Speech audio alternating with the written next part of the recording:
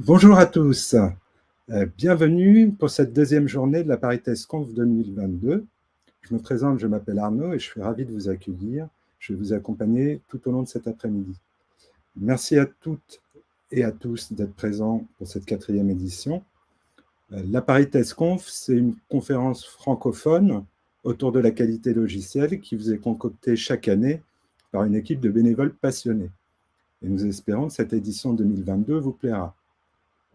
Alors, comme hier, nous allons avoir 4 conférences cet après-midi. Nous avons pas mal abordé les aspects d'organisation hier. Aujourd'hui, on va plutôt se concentrer sur les pratiques. Donc, Christophe Moustier ouvrira le bal et nous parlera de Flekitest et des problèmes qu'il pose et surtout de comment les résoudre. Ensuite, Roméo Moura nous présentera le Test Driven Development, et cela sous une forme un petit peu particulière, comme vous le verrez. Puis Oussama Jaber prendra le relais pour nous exposer comment transformer les bugs en opportunités grâce à la méthode QRQC. Puis enfin, nous conclurons l'après-midi avec l'intervention de Mathieu Lacrampe, Nicolas Chardon et Adrien Baudy, qui nous parleront de tests d'accessibilité avec un retour d'expérience sur l'application SNCF Connect. Alors, vous pourrez poser vos questions par le biais des commentaires, que ce soit sur YouTube ou sur la page conférence du site ParitestConf, sur laquelle est également diffusé le flux. Attention, pour pouvoir poster des commentaires, vous devez être connecté avec votre compte YouTube, voilà, pour pouvoir mettre les commentaires et vos questions. Et les vidéos seront mises à disposition sur YouTube à l'issue de la conférence. Ça peut prendre quelques jours, mais on le fera aussi rapidement que possible. Voilà, j'espère que vous êtes bien installés et nous allons sans plus attendre démarrer par la présentation de Christophe. Alors Christophe Moustier est practice leader chez Inetum et ambassadeur pour Agilitest. Son nom vous est peut-être familier. Christophe a eu l'occasion de participer à de nombreuses conférences, en particulier les soirées du test logiciel, l'Agile Tour. Et il est également l'auteur de 2 livres sur le test agile et d'un jeu de cartes sur la maturité des tests et de l'agilité. Alors Christophe, je vais t'ajouter tout de suite à l'écran. Salut, salut. Ça va Salut Arnaud? Christophe. Bien et toi? Tranquille, tranquille. Tranquille, Bah, tranquille. C'est chouette que cette année, comme ça, on se retrouve à faire un truc ensemble. Oui, tout à fait. Alors pour l'anecdote, je n'avais pas prévu d'en parler, mais il se trouve que Christophe et moi, on a fait nos études ensemble il y a très, très, très, très longtemps. Donc c'est rigolo de Ce se qui voir. fait que j'ai pas eu besoin de payer Arnaud pour pouvoir participer à la PTC. Non, pas du tout. Ça ne marche pas comme ça chez nous. Bon, ça va, tu es en forme. Alors, tu vas nous parler de Flekitest et nous C'est proposer ça. une approche pour les traiter. Complètement, complètement. L'idée, c'est en fait de voir en fait, d'une part, les flaky tests, les faux positifs en général, et les faux négatifs qui vont avec, mais dans quelle mesure en fait ça va pouvoir nous aider même à être encore un petit peu plus agile. Euh, Eh bien, écoute, je vais partager ton écran. Toc, ah, voilà. super, Voilà, les questions, on les prend et puis on les traitera à la fin. super. Voilà, et puis bah, moi, je vais mettre de côté. Et puis, bah, c'est à toi de jouer. Allez, c'est parti les gars. Donc, bienvenue tous ensemble. Comment ça? Alors, on va aller un petit peu droit au but. L'idée, c'est par exemple de se retrouver sur une chaîne de montage. Alors, le sujet, vous le connaissez déjà, Flaky Test, tout ça. Mais l'idée, c'est vraiment de voir, par exemple, sur une chaîne de montage, à quoi ça pourra ressembler. Et on va voir qu'en fait, sur une chaîne de montage qu'on va avoir dans une usine standard, il y a différents opérateurs qui sont en ligne et à un moment donné, il y a des opérateurs qui va avoir un incident. Cet incident, en fait, va lui permettre de lever une alerte. Alors, le terme japonais, ce ne sera pas le premier que vous entendrez aujourd'hui. Je suis désolé d'avance. Donc, en même temps, vous augmenterez votre niveau de japonais.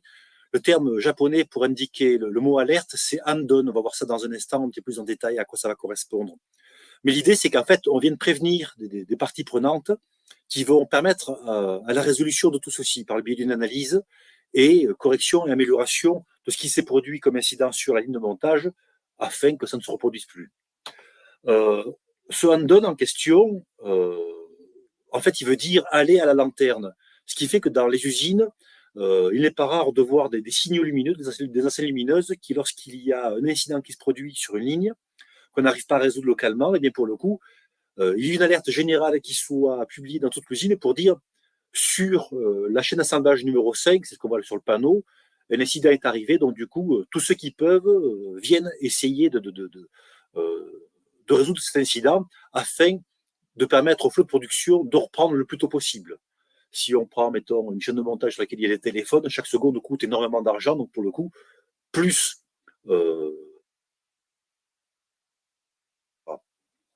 Alors maintenant, au-delà d'une chaîne de montage et d'une usine, au niveau d'une équipe de développement, à quoi ça peut ressembler?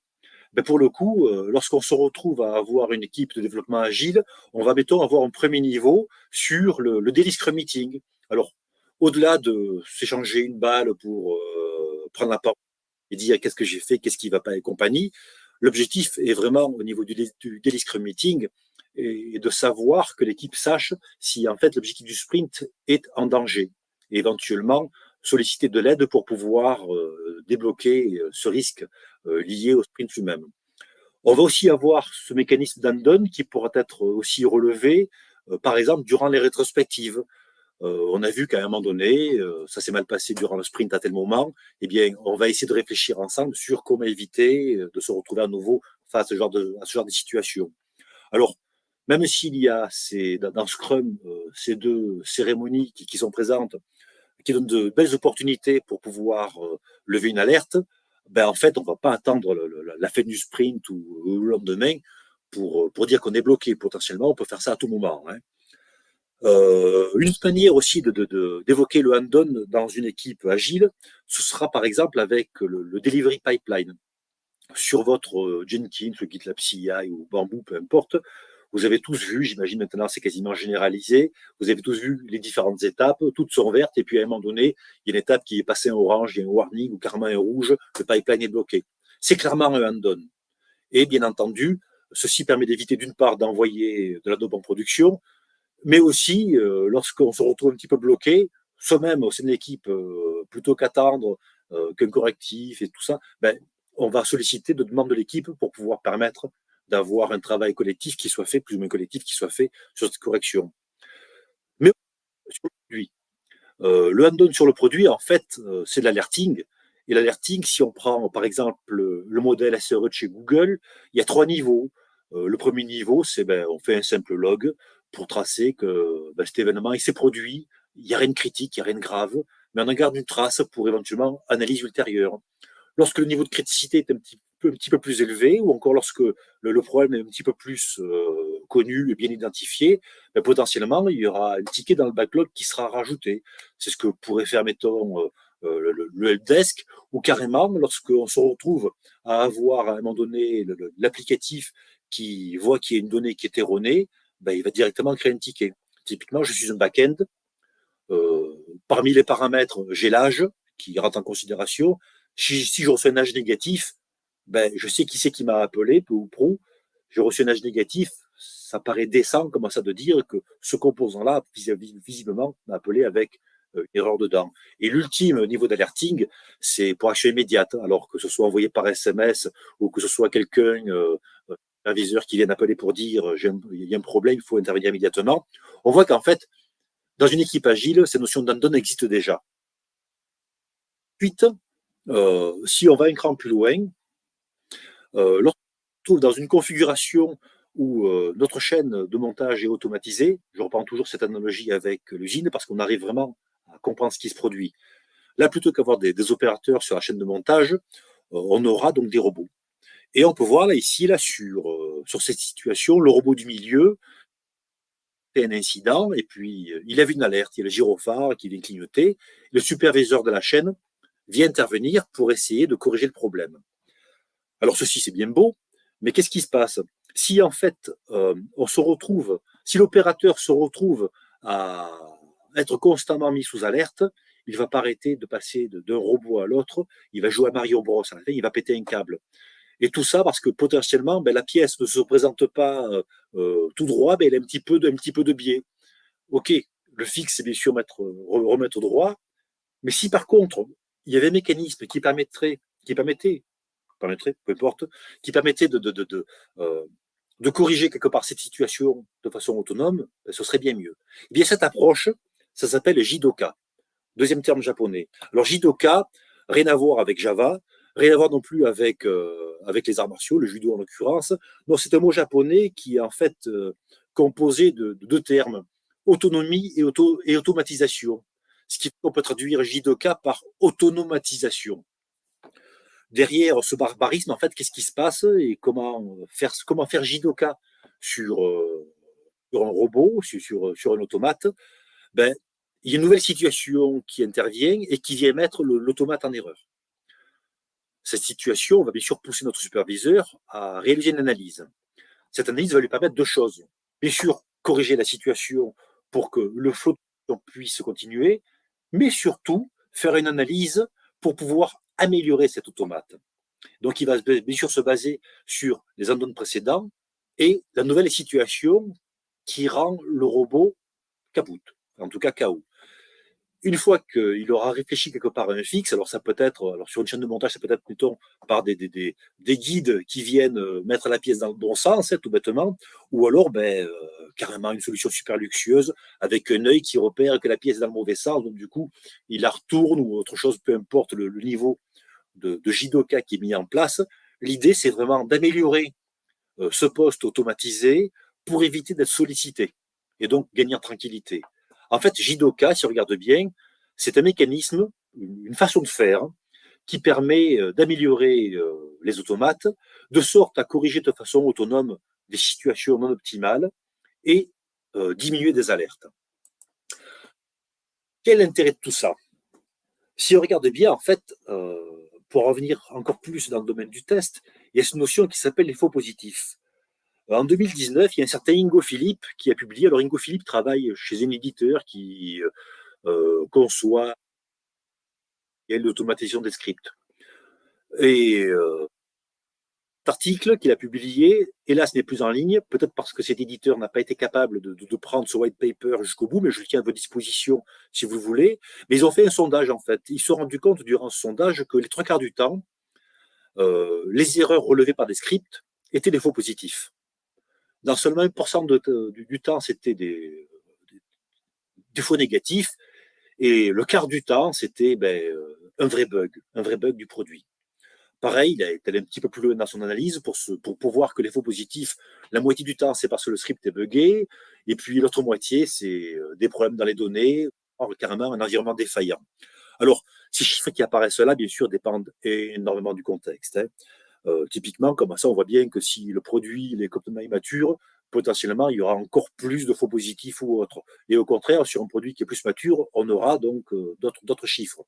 Vous pourrez trouver des études similaires comme ça qui viennent faire ce ratio entre les faux positifs et la quantité de tests.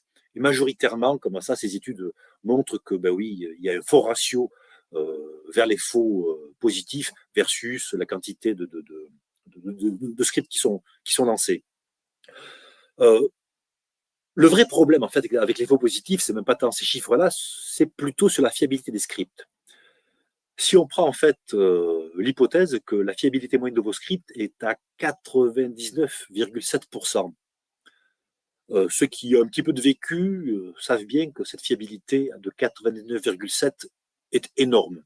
Une telle fiabilité, c'est déjà très beau. Et pourtant, lorsqu'on prend 400 scripts, c'est pas grand-chose sur un produit, hein, on voit que 99,7% la puissance 400, ça donne 30%.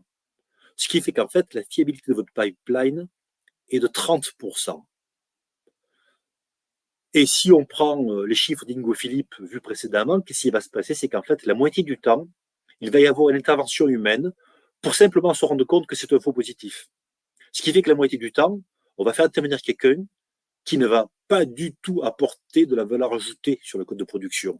Simplement se rendre compte que, c'était un faux positif. Alors après, si on prend des chiffres encore un petit peu plus élevés, mettons 700 scripts, on va voir que ce ratio de fiabilité du pipeline, 30%, il va chuter à 12%. Et donc là, évidemment, on peut commencer à se poser des questions sur le sens de ces faux positifs.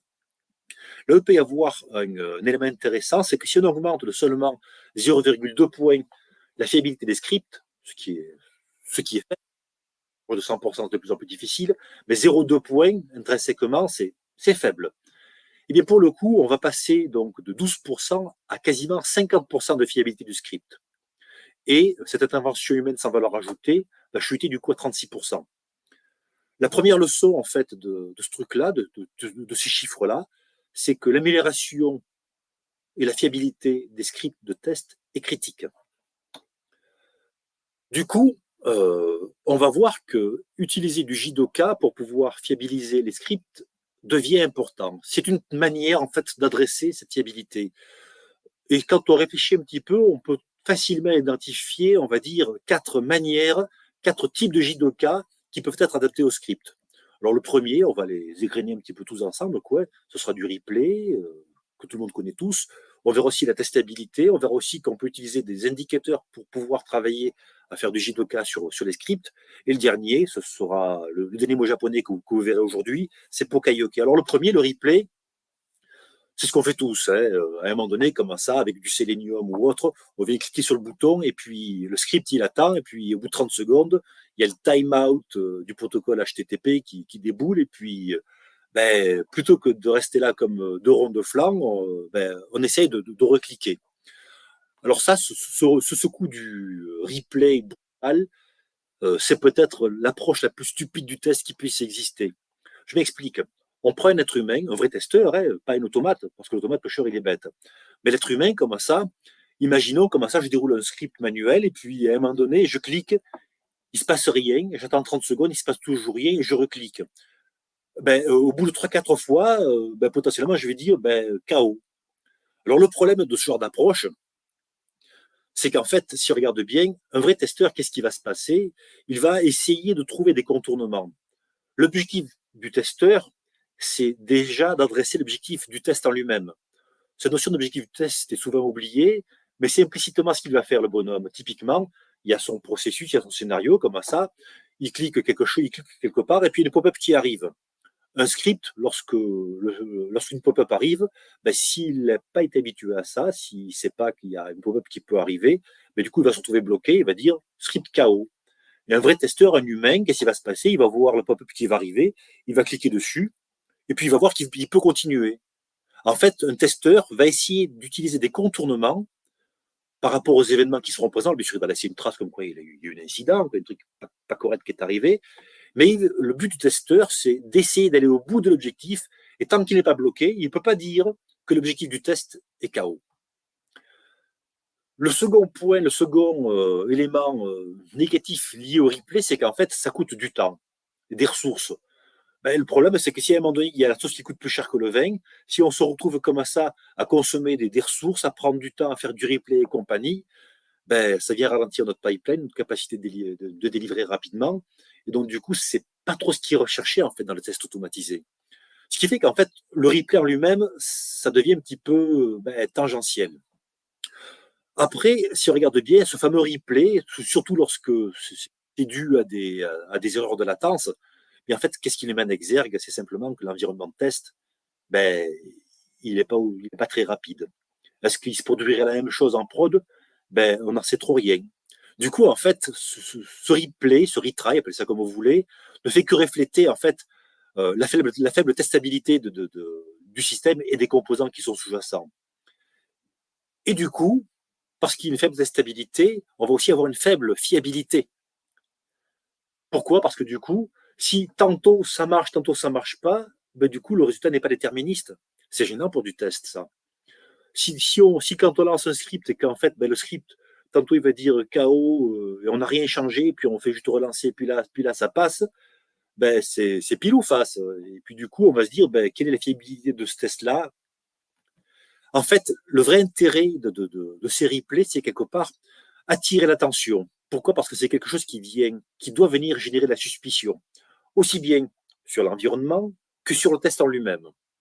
L'idée, en fait, vraiment qui devrait y avoir derrière un script, au-delà du replay, c'est inciter, en fait, le script à faire des tests plus profonds et aussi utiliser des contournements, toujours pour essayer d'atteindre l'objectif. Alors, par exemple, comme ça, je clique comme ça et j'attends 30 secondes. Plutôt que d'attendre 30 secondes, qu'est-ce qui va se passer? Je vais essayer de voir si, en fait, le serveur sur lequel se situe mon web service, est-ce qu'il est up? J'ai qu'à pigner ce serveur. Si le serveur ne me répond pas à mon ping, ben pour le coup, je sais vraiment que le web service il est down, et etc., et etc. Et ça, en fait, c'est ce qu'on va appeler la notion de testabilité. C'est le second type de JDOK qu'on va voir ensemble. Le premier niveau de testabilité, c'est ce qui s'appelle la testabilité extrinsèque.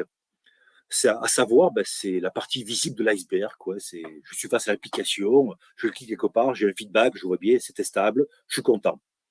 Mais parfois, comme ça, ben, parce que cette testabilité extrinsèque n'a pas été forcément bien respectée ou parce qu'on ne veut pas, on a besoin de cacher, eh bien, plutôt que se baser simplement sur la UI, ou le moyen, en tout cas l'interface qui est fournie au testeur, eh bien, on va commencer à utiliser le pendant technique de la testabilité.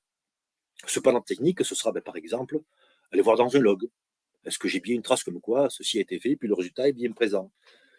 Ou encore, ben, solliciter l'API de public ou privé d'un backend qui est présent. Et plus, en fait, on aura de moyens techniques qui permettront, en fait, de voir un petit peu sous l'eau de l'iceberg qu'est-ce qui s'est produit, ben, en fait, plus on va adresser ce qui s'appelle la testabilité intrinsèque. C'est vraiment ben, quelle est la capacité du produit à être testé sous toutes ses coutures. Que si on regarde bien, cette testabilité intrinsèque, figurons-nous la situation suivante. Il y a deux équipes. Il y a une équipe qui s'occupait du back-end comme ça. Alors, je ne dis pas que c'est ce qu'il faut faire, ça c'est l'approche composant, mais bon, peu importe. Une équipe qui s'occupait de deux composants comme ça. Et puis, le gars, il a bien réfléchi, il a fourni un moyen de tester l'API en question. Mais ce côté front, en tout cas sur notre équipe, ben, le testeur n'est pas au courant. Ce qui fait qu'en fait, c'est ce quatrième versant de la testabilité qui est adressé, à savoir le côté social de la testabilité. Tant que quelqu'un n'a pas eu connaissance de moyens de test, il ne pourra pas tester, donc pour lui, ça ne sera pas testable. Alors, comment rendre ceci visible, comment rendre ceci testable? Ben, tout simplement par la gestion de la connaissance, que ce soit de façon explicite, ou voire formelle avec des processus, ou alors ben, de façon très tacite avec de la communication, des démos ou autre, de sorte à ce que, tiens, ah mais il y a ça qui existe, et lui qui m'en avait parlé, je vais pouvoir aller le voir. C'est vraiment le côté social. Le troisième JDOKA que je pose, c'est basé sur les indicateurs. Ces indicateurs, en fait, c'est directement, ben, par exemple, le nombre de runs en échec qu'il y a eu sur un script. Ben, lorsqu'on regarde un script, il a, mettons, été lancé 20 fois, et puis 20 fois, je me suis rendu compte par l'analyse qu'il y a eu un faux positif. On peut très bien estimer que la 21e fois, ben, il y a de fortes chances que ce soit aussi un faux positif. C'est une approche dite bayésienne. À force comme ça de voir un petit peu la même chose, on s'ancre un petit peu plus dans ses certitudes. Mais on peut aussi se rendre compte que si chaque fois que j'ai lancé ce script, les 20 fois en question, ben, il m'a trouvé un bug, peut-être que la 21e fois, ce sera encore un bug. De la même façon, vis-à-vis de la stabilité des scripts, alors pareil sur les faux positifs, ou même lorsque un script est très récent, ben, il est probable que ce script soit aussi buggy lui-même. Donc, bien évidemment, ça va attirer l'attention, en tout cas, sur la fragilité potentielle de ce script et la forte probabilité que lui-même vienne générer un faux positif. Finalement, le troisième type finalement, on peut en imaginer d'autres, mais déjà, vous avez une liste avec trois items. Le nombre de contournements utilisés. Tout à l'heure, j'ai évoqué la notion de contournement. Ben, si on se retrouve à avoir un script qui n'arrête pas de se dire « Ah, mais j'ai corrigé ci, puis il y a eu ci, il y a eu ça, et puis en fait, on va se rendre compte que potentiellement, ben, les données qui sont fournies, s'il faut constamment les rattraper avec des succeries, des clics sur des pop-up qui émergent, ben, ça cache d'autres choses. Et donc potentiellement, une fois de plus, s'il y a quelque chose qui arrive comme ça, ben, on va se dire que, tiens, là, il y a eu plein de contournements qui ont été faits, peut-être que là, il y aurait un nouveau contournement à rajouter.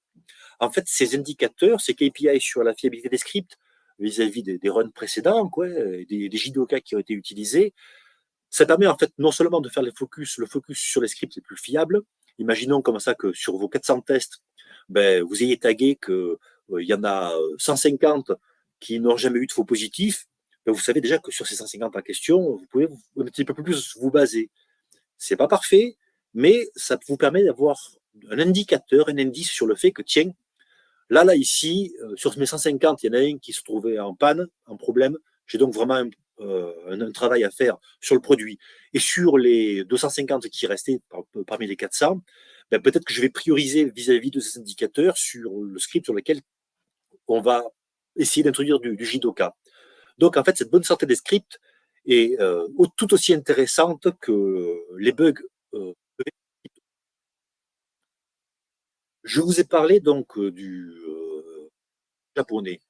Pokayoke, c'est le dernier type de Jidoka que l'on va voir ensemble. Un Pokayoke, ça vient du japonais Bakayoke historiquement. Baka en japonais, c'est l'abruti. C'est idiot proof, ça veut dire le Pokayoke. Le Pokayoke, ils ont changé le nom parce que c'était un petit peu plus respectueux vis-à-vis des gens qui étaient sur la chaîne de montage. Traiter le gars d'abruti, c'est pas terrible. Donc pour le coup, ils ont changé ça en disant que c'était à l'épreuve des erreurs. Et dans l'agilité, comment est-ce qu'on peut avoir des Pokayoke? Alors, un Pokayoke, déjà de base, c'est un détrompeur en fait. Si on prend une clé USB, il y a quel sens pour la mettre? Même le pire des abrutis, là je pèse mes mots, il va pas arriver comme. Quoique, peut-être qu'il ne va sans doute pas arriver comme ça à mettre les clés dans l'autre sens et donc du coup griller la clé ou l'ordinateur. Mais l'idée, c'est effectivement d'introduire des mécanismes qui vont éviter de se retrouver en situation d'erreur. Comment ça dans l'agilité? Par exemple, dans le processus d'idéation, on peut très bien imaginer, en fait, au niveau de l'architecture, du design, on vient d'introduire des mécanismes qui vont éviter des erreurs. Plus l'exemple canonique front-end, back-end, le front, il va par exemple demander au back, mais toi tu utilises version, toi. Le back va lui répondre, je suis la version 1.2. Et moi, en tant que front, je m'attendais à utiliser la version 2. Plutôt qu'invoquer le back avec la version 2, qui n'aura pas du tout la même API, et donc du coup introduire des erreurs et compagnie, déjà, en termes de design, cette première interrogation va dire, ah, c'est la version 1.2. Je peux dire simplement, pas possible, il faut absolument la version 2 du back-end, ou alors faire du backward compatibility en ne réutilisant que les versions 1.2 des API. On peut aussi avoir des Pokayoke dans cette idéation avec l'ajout d'alertes d'andon au niveau du produit, comme on l'a vu tout à l'heure, avec les logs, les bugs dans le backlog, les alertes par SMS et autres. Mais on peut aussi avoir ce genre de détrompeur qui est présent simplement en fournissant des harnais de test. C'est un petit peu ce que fait par exemple Swagger.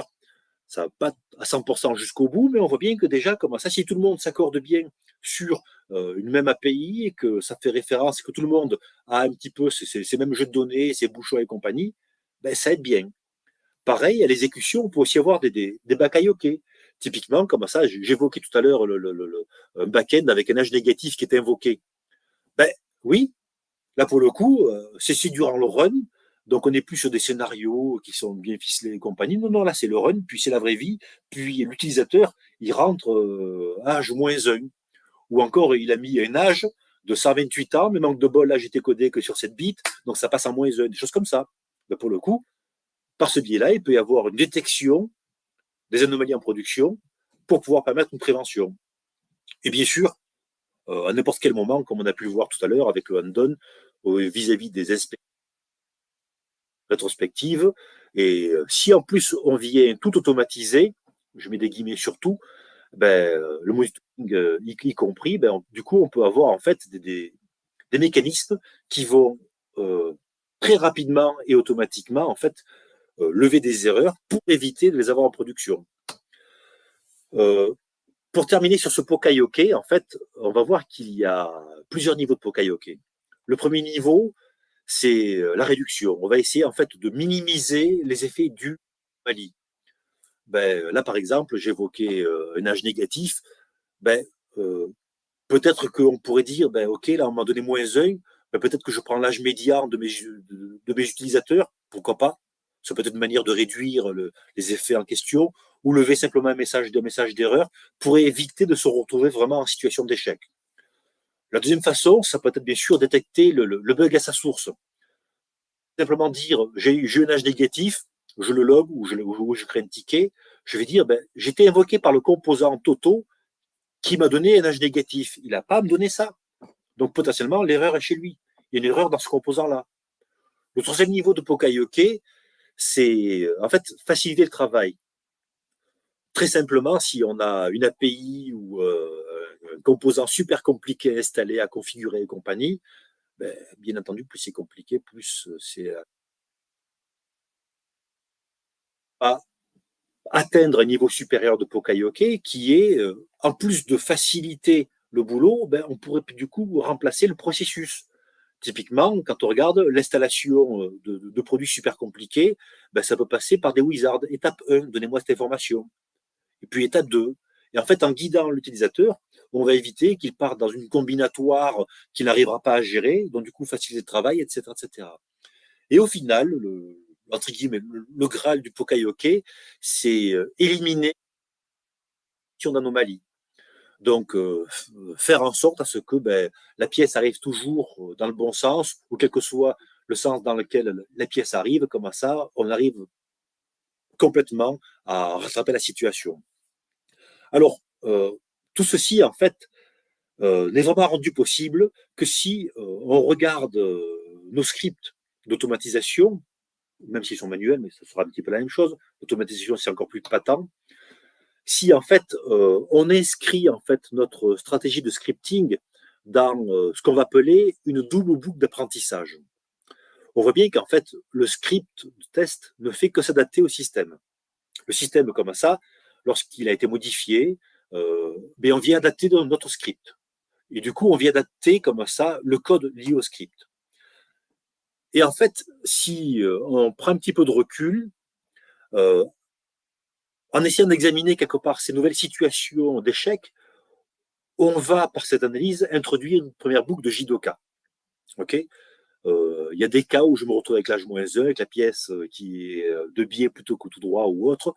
Ben oui, je vais corriger mon script, je vais améliorer mon script, je vais adapter mon script par rapport au système dans lequel ce script est baigné pour pouvoir rendre ce script un petit peu plus autonome.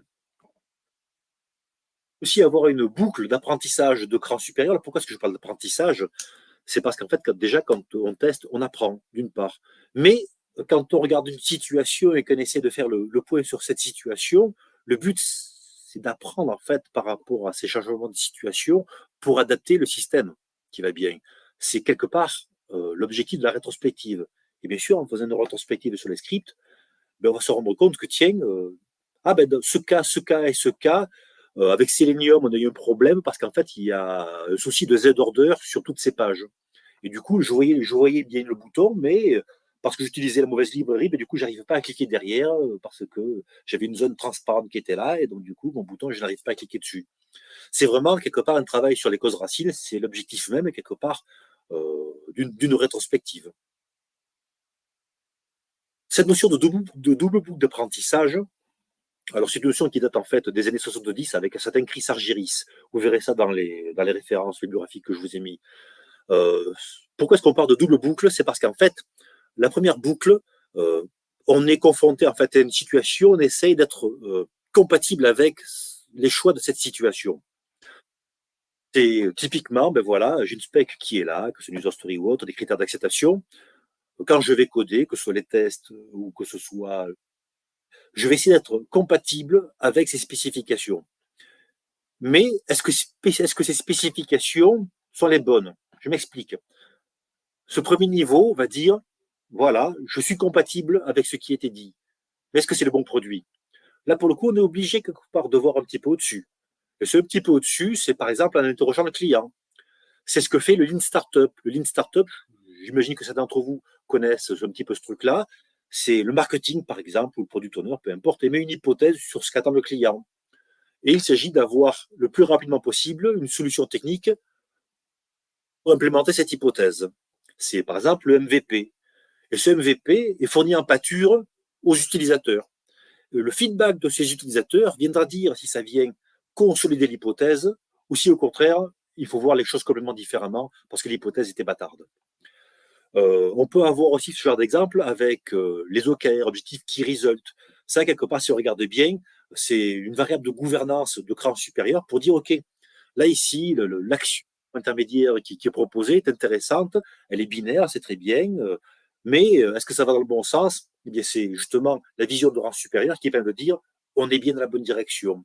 Ou encore avec le binôme ATDD-TDD. Alors, ATDD, il y a un petit peu des abus de langage. Parfois, on va entendre BDD. C'est le fameux Gherkin, comme ça, autour de vos acceptance criteria, qui viennent dire, voilà, la story, elle est bien ou pas. Et en fait, qu'est-ce qui se passe derrière TDD et ATDD? C'est que TDD, on a une première boucle où on vient écrire son test unitaire, on vient coder le test, on vient mettre le code le plus simple pour pouvoir essayer de faire failer, ensuite faire réussir le test en question, et on itère dessus jusqu'à ce qu'on soit bon sur la fonctionnalité attendue. Et si on reste à faire des tests unitaires, ben, le problème, c'est que est-ce que ça adresse les besoins du product owner? C'est pour ça qu'en fait, on a besoin de cette boucle de rang supérieur pour se dire, ah ben oui, mais la story, elle va par là. Il y a les critères d'acceptance qui sont là, donc en fait, il faut qu'à un moment donné, tes tests unitaires et ton code qui va avec, ben, adressent en fait la user story. Cette notion de double boucle d'apprentissage est en fait critique pour pouvoir ne serait-ce que faire du J2K et bien d'autres choses. Alors après, la vraie question qui est là, même si on comprend que les flaky tests permettent d'aboutir à des scripts plus solides, c'est comment faire J2K durant le sprint. On sait parler japonais, mais où est-ce qu'on va là pour autant?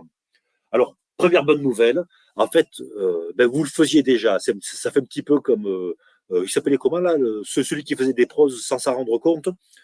Quoi qu'il en soit, vous le faisiez déjà, ben, par exemple, avec les acceptance criteria. Les acceptance criteria, comme ça, ben oui, ça fournit une première situation pour une première version de la user story, comme ça, on fait les tests qui vont bien avec, tout va bien. Et puis à un moment donné, la feature vient évoluer. Donc du coup, on vient rajouter d'autres acceptance criteria. Ah ben tiens, là, il faut gérer le cas où l'âge est supérieur à 128. C'était pas prévu, ben on le rajoute. En fait, on fait du J2K sur le produit par rapport aux données. Et vis-à-vis des tests, l'idée est de bien sûr, tout comme le produit, blender votre script par rapport à l'existant. Comment? Ben, en identifiant la situation d'échec, en ajoutant des chemins, des contournements pour permettre au script d'atteindre, entre guillemets, coûte que coûte, l'objectif du test en question, mais aussi en différenciant les vrais échecs des résultats qui sont incertains. En faisant ça, en fait, vous allez ben, avoir une première vision sur votre J2K. Et bien sûr, la fiabilité de vos scripts, qui est donc l'élément critique, comme on a pu le voir, sur votre pipeline ou votre campagne de test en général. De tout ce que j'ai pu raconter, en fait, il y a une leçon supplémentaire qui se dégage. C'est Jez Humble. Jez Humble a écrit un brillant livre sur la partie DevOps. Et ce à quoi pousse l'agilité et toute cette mouvance en fait liée à l'agilité, c'est que si ça fait mal, ben, en fait, c'est qu'il faut le faire souvent. Parce que c'est difficile et si on le fait rarement, mais pour le coup, les choses viennent se pourrir d'elles-mêmes. Et quand on est sur une approche DevOps où l'automatisation est une pièce maîtresse, pas de DevOps sans automatisation, bien entendu, qu'est-ce qui se passe? C'est que on doit remettre régulièrement cette chose-là. Ce qui fait que, bien entendu, votre double boucle d'apprentissage doit se faire sur les scripts aussi souvent que possible. Chaque jour, si vous y arrivez, tant mieux. Je ne dis pas que c'est facile, mais ce n'est pas quelque chose qui est négligé. Il faut en fait mettre de l'ordre régulièrement comme ça dans ces scripts, taguer les scripts qui ont généré beaucoup de faux positifs, taguer aussi ce que l'on sait fiable pour pouvoir en fait avoir une bonne vision sur son pipeline et ses 400 ou 700 tests, voire même plus, qui sont présents. Et bien souvent, en fait, on se rend compte que ce genre de choses, à un moment donné, aboutit à des problèmes systémiques. Ce problème systémique, c'est par exemple, ben voilà, on se retrouve souvent à voir là nos tests qui sont capoutes, qui sont faux positifs, parce qu'en fait, ben oui, l'environnement de test, il est en bois. C'est vraiment systémique. Et ce n'est vraiment que l'implication de chacun sur cette approche système que ben on arrive à dégager un petit peu plus de choses. La seconde leçon je suis la troisième, pardon, qu'on peut dégager de tout ceci, c'est qu'en fait, si on regarde pouvoir en fait améliorer votre testing, j'ai poussé en fait par ces différents éléments pratiques qui sont issus du Lean. Là, tout ce que j'ai raconté, Jidoka, Pokayoke et compagnie, si vous googlez ces mots-là, c'est pas moi qui les ai inventés, je parle pas japonais, hein, ce sont des termes du Lean Management. Et le Lean Management est complètement équivalent à la partie agile, avec des subtilités en plus côté agilité, mais ce sont les fondations. En d'autres termes, si on regarde bien, on va bâtir ensemble ce motto, ce dicton. Dis-moi comment tu testes, je te dirai combien tu es agile. Bien évidemment, si on regarde bien, si l'agilité c'était simplement livrer rapidement, ben oui, je peux livrer rapidement de la merde en prod. Et tout le jeu, c'est faire en sorte à ce que ça arrive le moins possible. Donc du coup, on vient introduire dans son delivery flow des actions liées à la qualité logicielle et voir si c'est bon ou si c'est pas.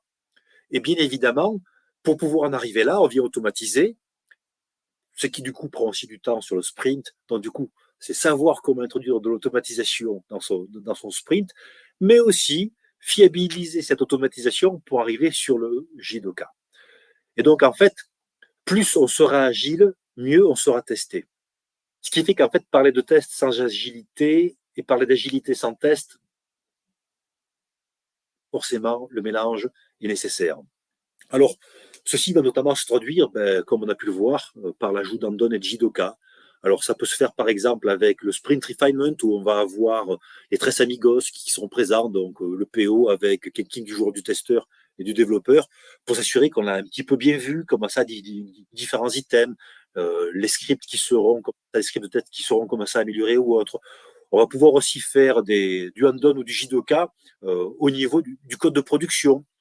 Mais aussi, on va pouvoir comme ça améliorer quelque part nos pratiques liées à toute cette partie agilité, scripting, alerting et JDoka.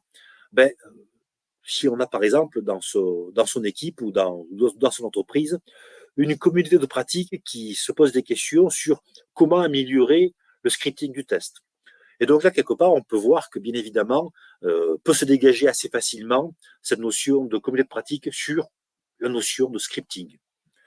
Comme ça, là, j'ai rassemblé en fait, j'ai construit tous ces slides à partir de ces différents documents. Alors, ici, le lien que vous avez là, manque de bol, il ne marche pas. J'ai eu le du compte quelques semaines avant la PTC. Alors, si vous le voulez, vous m'écrivez comme ça, je vous enverrai comme ça le PDF. C'est l'étude d'Ingo Philippe qui montre la quantité de faux positifs et tout ça. Ensuite, les autres, c'est vraiment les inspirations. Les deux qui suivent, c'est vraiment l'inspiration côté lean management, où on va avoir le maître en la matière, Shingo Shingeo, qui a parlé de toute cette partie Pokayoke, la partie aussi JDoka et tout ça. Vous en verrez plus de détails là-dedans. Et le dernier, comme ça, le Chris Argyris, c'est cette notion de double d'apprentissage. Pour finir comme ça sur cette partie avec Axelrod, où il y a des techniques pour pouvoir automatiser, et il aborde lui aussi ce genre de choses. Là, je vois qu'il reste à peu près 20 minutes. Donc, si vous avez des questions, c'est le moment ou jamais. Les questions sont écrites ou alors c'est toi qui les lis ou alors les gens interviennent. N'hésitez pas effectivement à poser vos questions dans les commentaires YouTube. J'en ai eu quelques autres par d'autres canaux. En tout cas, merci Christophe. Je suis sûr que ta présentation donnera quelques idées à certains qui se confrontent au problème. On a une première question. Alors, je vais l'afficher. Voilà. Que penses-tu de tests end-to-end automatisés en live, c'est-à-dire sur des features immatures, en cours de dev au fil de l'eau et qui se construisent progressivement? On est loin des non-règles strictes. Je pense que la réponse est dans la question. Si c'est immature, automatiser, là, ça devient difficile. Parce que du coup, on va brûler du gaz pour pouvoir essayer d'automatiser quelque chose. Et du jour au lendemain, ça change. L'automatisation, on le met à la poubelle. Là, clairement, on n'est plus sur notion de test exploratoire. Hein. Là, l'automatisation, alors, on peut quand même s'amuser à automatiser des choses. Hein, c'est pas inintéressant, mais il faut que le gens vaille la chandelle. Après, mettre ceinture, bretelle, JDoka et compagnie sur ces scripts qui sont basés sur un produit qui est immature, forcément le script aussi sera immature, donc on sait qu'il va déclencher des faux positifs, par définition. Donc là, quelque part, peut-être qu'un premier réflexe, si notre stratégie d'automatisation est suffisamment forte pour automatiser même les tests bout en bout qui sont complètement immatures, enfin les applications qui sont immatures pour faire des tests bout en bout, on va taguer ce test en question comme étant très fortement suspect. Et lorsqu'on va exécuter en fait son pipeline, peut-être qu'on va mettre ces tests que l'on sait d'avance faux positifs de côté. Ce serait dommage de les mettre en bloquant sur une quality gate alors qu'ils vont diminuer la fiabilité de la pipeline. On brûlera du gaz de façon inutile, ça briserait du coup le delivery flow sur quelque chose que l'on sait instable. Il va y avoir des pipelines séparés. Voilà. Il faut avoir plusieurs pipelines en fait. Mais si on regarde bien, toujours par rapport à la notion de pipeline, le fameux Jason Bull et d'autres disent que par exemple, un pipeline côté dev, j'entends par côté dev, le gars il fait son commit, et puis ça déclenche le pipeline. Si le pipeline met 3 heures pour donner son résultat, le dev, à ce moment-là, il part en vacances gratos. Hein. Donc, bien évidemment, la communauté DevOps s'accorde pour dire que le pipeline, strictement côté dev, devrait être limité à moins de 10 minutes. Il y a même une raison lean management derrière qui s'appelle SMED. Mais bon, on n'est pas là pour parler du SMED. L'idée, c'est d'avoir du feedback rapide. Et sur tout ce qui est test un petit peu lent, et souvent les tests end-to-end, parce qu'ils sont plongés dans un environnement non bouchonné, donc du coup les temps de réaction sont forcément lents, et on a souvent des temps de latence avec des time-out et compagnie. Ces tests-là, déjà de base, il est intéressant de les mettre dans une pipeline non orientée très dev. Ça va plus intéresser quelque part des gens de façon asynchrone. Le lendemain, on peut avoir le résultat. Ou si les tests sont super longs, parce que parfois on a envie comme ça, avoir une mise en prod finale, parce qu'on n'est pas en canary releasing ou autre, on a envie comme ça d'avoir un feedback bien précis sur ce qu'on envoie en prod. C'est pas intéressant. Et là, on voit bien que c'est pas du tout un pipeline synchrone vis-à-vis des commits des devs. Donc, ce genre de test qui serait flaky par essence, quoi, qui donc serait non précis, les avoir à part n'est pas inintéressant, quoi. Alors, je vais rebondir avec une question que pose Benjamin, qui nous demande, en agilité, utiliser l'automatisation comme critère d'acceptation prend forcément le parti pris que la feature est immature, car même pas codée. Que penses-tu de cette pratique? Et donc, Je dirais plutôt en DevOps. Là, clairement, si on regarde bien, lorsque on a une approche très orientée BDD, mais plutôt à TDD, on va dire. En tout cas, je prends mes critères d'acceptation, je fais ma given one zen avec Gherkin et Cucumber et autres outils comme ça, quoi. Et donc, du coup, derrière, je viens scripter quelque part l'acceptation de mon truc. Alors, oui, bien sûr, c'est complètement faisable. C'est une bonne approche. Par contre, il faut d'entrée de jeu savoir que comme ce script-là, il sera tout frais, mais il y a de fortes chances que je me retrouve à avoir des faux positifs sur mon script. En plus de vrais bugs potentiels sur la partie applicative, sur le code de production. Ce qui fait qu'en fait, il faudrait différencier du coup vraiment les tests qui ont été bien fiables avec la partie mature du produit, de ces choses qui sont quelque part surveillées comme le lait sur le feu. Après, ça dépend bien sûr de la stratégie de l'équipe et du produit en lui-même. Est-ce que on doit passer beaucoup de temps pour fiabiliser ces choses qui sont un petit peu immatures, ou alors au contraire mettre des stratégies DevOps qui permettent de limiter la casse. J'ai évoqué tout à l'heure la notion de canary releasing. Ça parle tout le monde, le canary releasing? Alors, je pars du principe que non, au cas où. En gros, l'idée du canary releasing, c'est exposer une nouvelle fonctionnalité à une poignée de gens. Quand vous avez, alors la plupart des gens ont un compte Gmail, Gmail dit comme ça, est-ce que vous voulez bénéficier des dernières fonctionnalités qui sont en cours de développement ou qui sont en fait en phase bêta? Là, pour le coup, si on dit oui, on sait qu'on s'expose à des choses qui ne vont pas forcément marcher de façon solide. Et là, en fait, si ça ne marche pas, on aura du coup le mécontentement qui ne sera pas généralisé, mais qui sera restreint à une petite partie de la population qui aura accepté de jouer le jeu. Donc là, en fait, si on regarde bien, la notion d'automatiser tests liés à une partie mature du produit, il est intéressant si on ne veut pas faire chier tout le monde, en fait. Il est vraiment intéressant de coupler ça avec d'autres pratiques liées à la partie liées à la culture DevOps, que ce soit dark launching ou canary releasing ou autre. Il y a un autre point, mais ça pourrait être l'objet d'une autre conf probablement. Il y a un peu un implicite quand on parle d'automatiser l'acceptation.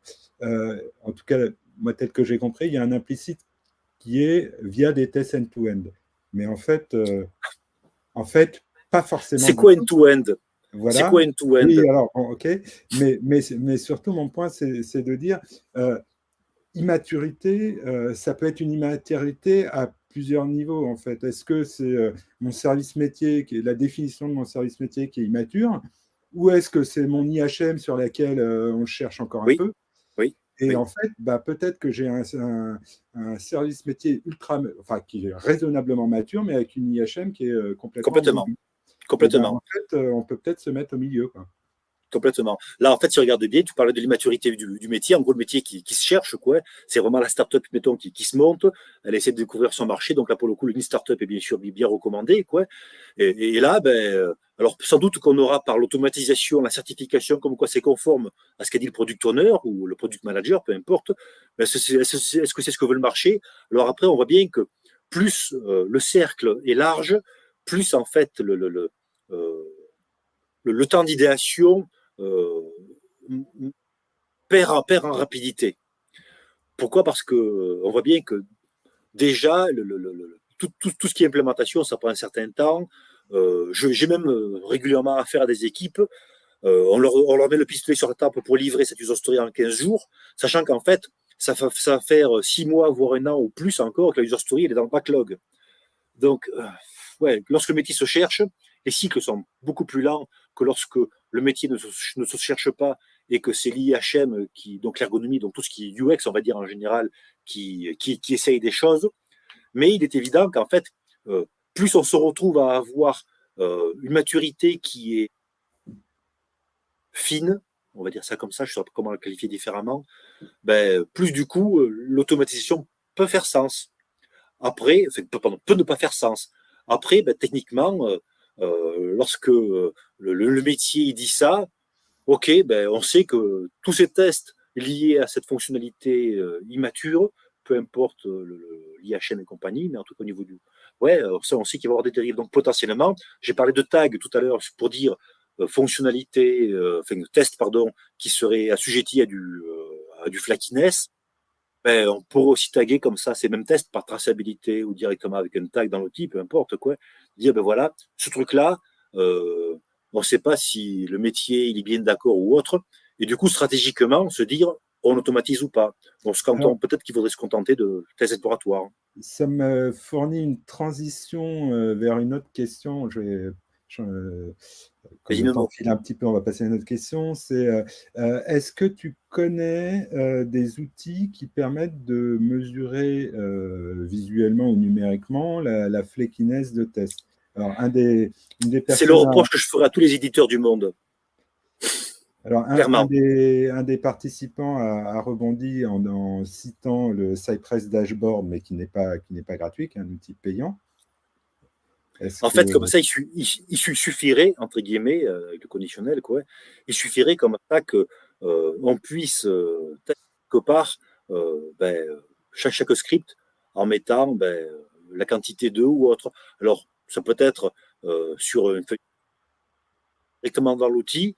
Moi, en fait, de mon côté, j'ai pas une vision suffisamment approfondie de tous les outils qui existent. Ce serait bien D'accord. difficile. Non, mais Connais aucun outil à ma connaissance qui s'amuse comme ça à comptabiliser je le sais nombre de tests que flaky. Spotify, j'avais vu une presse, mais il y a peut-être une dizaine d'années, il disait leur emploi qui présentait un outil interne qui s'appelle Odinai et qui avait justement une des ses possibilités, c'est ils consolidaient, ils agrégeaient absolument tous les logs issus des runs de test, etc. Et ils Ouais, pouvaient construire une espèce de heatmap ouais. en disant, bah voilà, tu as tout un plan de test qui va, certes va évoluer un peu dans le temps, mais à supposer qu'il soit à peu près stable. Tu connais sur tous les runs d'exécution le statut de chacun des tests, et tu peux même le représenter de façon visuelle. Je trouve ça Et là, assez... on est sur un outil maison. Donc, Ouais, première solution, on rachète Spotify. Deuxième solution, c'est coder ça en interne. Donc, moi, yes. Euh, il nous reste encore un petit peu de temps. Je passe à une autre question. Il faut que je me retrouve. Ah, comment faire quand la cause de flakiness n'est pas maîtrisable? C'est-à-dire que voilà, tu vas dépendre d'une infrastructure ou voire de chaînes de CI sur lesquelles tu n'as vraiment pas la main, typiquement dans oui. une grosse organisation. qui va te créer des flakiness. Est-ce qu'il y a autre chose que le retry? Est-ce que Alors, là, pour le coup, je n'ai pas le numéro du slide en tête, mais on voit qu'en fait, si on se rappelle bien, il y a plusieurs niveaux de Pokayoke. Le premier niveau, c'était essayer de réduire quelque part le scope de l'impact lié au problème. Donc, typiquement, comme ça, là, lorsque l'environnement de test il est bidon, peut-être de réduire la quantité de journées pour pouvoir se dire, tiens, on va tester que dans ce cas-là ou dans ce cas-là. Mais là, en fait, une fois de plus, c'est vraiment très lié au projet. Cette généralité que je peux dire, c'est revoir le slide. Alors, je peux le montrer peut-être. C'est sur celui-ci, là. Celui-là, là, OK. Donc, le premier job, c'est essayer de réduire, d'accord. Après, si on va un petit peu plus loin, on va se dire, voilà, OK, sur ce serveur, chaque fois, ça marche mal. Et donc, du coup, on va savoir que tous les composants qui sont hébergés sur ce serveur-là, ils vont potentiellement gérer des flaky tests. Et donc, quelque part, par contagion, on va se dire que toutes ces catégories de tests qui sont basées sur ce serveur-là, du coup, on peut déjà setter quasiment par défaut pour attirer l'attention lorsqu'on va faire cette rétrospective sur le script en question, se dire, mais ça, entre guillemets, c'est normal. On sait que sur ce serveur-là, il est constamment en carafe, ça manque de stabilité ou autre, et donc pré-taguer quelque part ces scénarios-là. Là, après, je dirais que moi, de mon côté, c'est ce qui m'a toujours le plus attiré dans le testing, même si je connais pendant très longtemps et compagnie, c'est qu'en fait, il faut essayer de faire feu de tout bois, essayer d'imaginer comme ça des situations imprévues et surtout s'adapter par rapport à l'instant présent. Donc là, bien évidemment, parler de façon générique, ça donne des slides comme ça. Et après, c'est de se dire, tiens, lorsqu'on est face à un contexte, que ce soit le serveur, que ce soit l'infra ou autre, comment essayer de décliner ceci pour que ça ressemble à quelque chose. Quand, par exemple, je fournis les 4 types de J2K que l'on peut adapter au test, j'ai compris le concept de J2K, et je dis, tiens, appliqué au test, qu'est-ce que ça pourrait donner du J2K? C'est vraiment l'état d'esprit qu'il faut essayer d'avoir par rapport du testing. C'est maintenant que vous avez comme ça ces notions entre guillemets théoriques, je dis bien entre guillemets parce que J2K et Pokayoke sont des mécanismes qui existent déjà. Après, est-ce que vous les faisiez en faisant de la prose sans vous en rendre compte? J'arrive toujours pas à me rappeler de Monsieur Jourdain. Maintenant que vous savez un petit peu plus, quand vous vous retrouvez dans une situation, vous pourrez vous dire, tiens, en termes de J2K ou de Pokayoke, qu'est-ce qu'on peut faire? Ouais. Ok. Alors, toute dernière question, parce que là, il ne nous reste plus que quelques minutes avant la prochaine présentation. Est-ce que... alors, tu as le droit de ne pas répondre ou de répondre politiquement correct ou Cinquième incorrect. amendement. Qu'est-ce que tu penses des outils qui proposent l'auto-healing des tests? Qui propose quoi? L'auto, quoi? L'autocorrection des scripts de test, justement pour réduire les flakiness, un certain nombre d'outils sur le marché qui t'expliquent qu'en fait, ils vont corriger tout seuls les scripts de test. Est-ce que tu as un avis sur la question ou un retour d'expérience à partager? J'ai essayé ce genre d'outils. Par contre, pour moi, cette chose-là évoque la notion de mutabilité, de mutation testing. À savoir que si en fait on se retrouve à avoir toujours les mêmes tests qui font toujours la même chose, on va directement se retrouver à avoir, je crois que c'est le 5e principe de tests selon l'ISTQB, à savoir le paradoxe du pesticide. Donc du coup, en fait, il faut toujours essayer d'un petit peu sortir de l'ornière. Et à mon sens, si déjà on se retrouve à avoir des outils qui sont capables de faire du mutation testing, c'est intéressant. Après, est-ce que les tests mutés seront toujours pertinents? Forcément, je pense qu'en tout cas pour l'instant, ça va toujours passer par une phase d'esprit critique par un testeur, en tout cas un être humain pour l'instant en tout cas, quoi, qui vient dire ah mais ce test-là il a aucun sens. C'est comme si on voulait tester un plus 1 égale 2. Il y a eu il y a 3 ans en arrière, je crois, un projet soutenu par l'INRIA qui s'appelait le projet STAMP. Il y avait dedans de mémoire Descartes, Spotty, des choses comme ça, qui utilisaient la notion de mutabilité des tests pour le langage Java. Alors, le premier, c'était, il y avait des tests unitaires qui étaient présents, et ils se basaient comme ça sur les données possibles et le script de test tel qu'il était là pour générer d'autres tests unitaires. Alors bien sûr, dans l'eau, il y a beaucoup de déchets. Et l'autre partie qui était, l'autre projet qui était présent, lui, qu'est-ce qu'il faisait? Muter le test unitaire, il faisait muter le code pour s'assurer que le test unitaire était pertinent. Ouais. Et comme ça, en fait, ils sont amusés. Alors, ce projet-là était beaucoup plus efficace que le premier. Ils sont amusés comme ça à lancer leur outil sur tout un stock de projets qui étaient sur GitHub, y compris Oui, les projets de l'Apache Foundation. je Et me comme souviens ça, de ils ont ça. trouvé plus de 400 tests unitaires qui ne servaient à rien. Oui, tout à fait. Ok. Bah, écoute, je crois qu'on va conclure là-dessus, Christophe. Merci beaucoup. Ça a été D'accord, Nono. un plaisir, comme toujours, de passer ce moment avec toi. Tu ça quand tu veux, ouais. Bon, ben, merci encore et à très vite. Je vais, voilà,